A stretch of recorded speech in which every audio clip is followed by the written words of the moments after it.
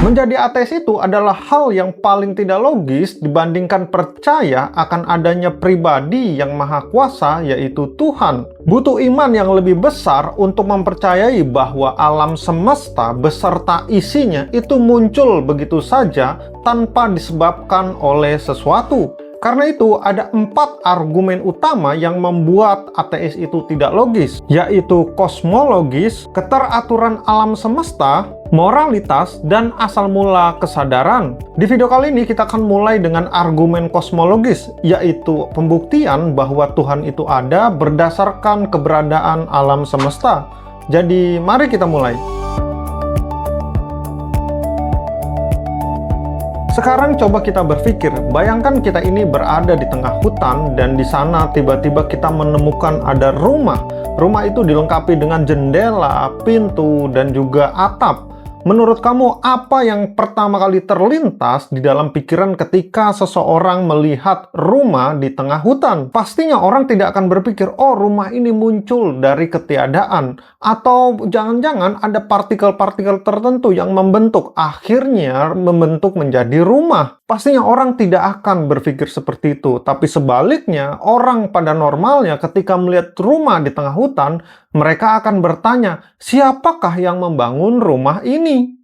Karena secara naluri dan logika dasar yang sudah kita tanamkan dari kecil, kita pasti mengetahui ketika sesuatu itu ada, berarti ada penyebabnya kenapa sesuatu itu akhirnya ada. Nah, sekarang kita ganti rumah yang tadi dengan keseluruhan alam semesta. Di sana ada triliunan galaksi, berjuta-juta bintang. Pertanyaannya sama, siapa atau apakah yang menyebabkan alam semesta ini ada? Disinilah kita masuk ke argumen yang namanya adalah argumen kosmologis kalam. Argumen ini berlandaskan dari 2 premis. Premis yang pertama adalah dari segala sesuatu yang memiliki permulaan untuk keberadaannya, dia memiliki penyebab agar keberadaannya itu bisa ada. Premis yang kedua adalah alam semesta ini memiliki permulaan atau memiliki titik awal keberadaannya. Jadi kesimpulannya, alam semesta ini memiliki penyebab kenapa akhirnya alam semesta ini menjadi ada. Karena segala sesuatu yang punya titik awal, yang tadinya tidak ada lalu menjadi ada, pasti ada penyebabnya. Sekarang kita akan lihat satu persatu. Sekarang kita mulai dari premis pertama. Segala sesuatu yang memiliki permulaan untuk keberadaannya berarti memiliki penyebab. Sebenarnya ini bukan sesuatu yang perlu diperdebatkan. Ini adalah prinsip yang paling dasar dalam cara memahami realitas. Namanya hukum kausalitas atau hukum sebab dan akibat. Setiap hari kita hidup berdasarkan prinsip ini. Setiap kali kita mendengar ada ketukan pintu, kita pasti langsung berpikir berarti ada orang di sana yang mengetuknya. Kita tidak pernah berpikir, oh mungkin suara itu muncul sendiri dari ketiadaan. Ketika kita lihat jejak kaki di pantai misalnya, kita udah tahu pasti bahwa ada orang yang lewat di sana. Kita tidak mungkin berpikir, wah kebetulan sekali ombak akhirnya membentuk seperti telapak kaki. Ini bukan soal agama atau ini bukan soal filsafat yang rumit. Ini adalah logika paling dasar yang dimiliki setiap manusia. Bahkan anak kecil umur 3 tahun pun sudah paham dengan prinsip ini. Dan ini bukan cuma soal akal sehat. Seluruh bangunan sains modern dibangun di atas dasar prinsip ini. Setiap eksperimen ilmiah, setiap penelitian, setiap penemuan, semuanya berangkat dari satu asumsi dasar. Setiap efek pasti ada penyebabnya. Jadi menurut saya, premis pertama ini cukup kuat. Bahkan hampir bisa dibilang mustahil untuk membantah premis ini.